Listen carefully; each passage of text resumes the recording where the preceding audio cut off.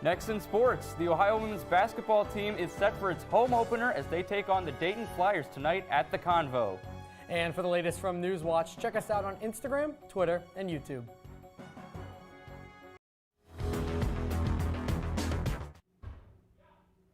Welcome back, everyone. I'm Darayus Sethna. And I'm Andrew Bowlby. It was a fitting end to another season at Peden Stadium as the Ohio Bobcats took down Central Michigan for the first time since 2011. The Bobcats came out of the tunnel led by Rufus, and head coach Tim Albin one last time last night and were able to fend off the Chippewas 34-20. Leading Ohio to victory for the final time at home was quarterback Curtis Rourke. The Maple Missile finished with 15 completions combined for a total of 222 yards. Rourke also had a 16-yard rushing touchdown. On the other side of the ball, the Bobcats held strong with the leadership of seniors Key Thompson and Bryce Houston.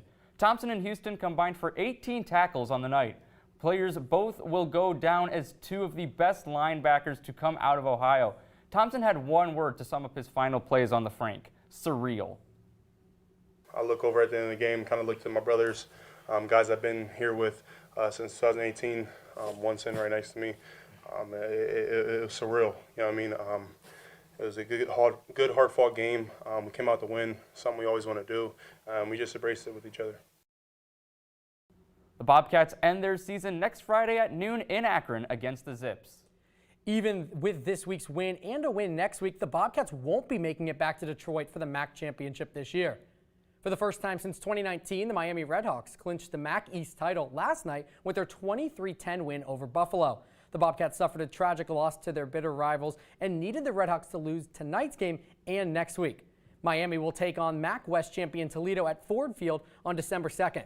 Even though Ohio will not be making another run for their first MAC title, they still have a chance to win a bowl game. It's unclear who and where the Bobcats will play, but bowl games will be announced on December 3rd.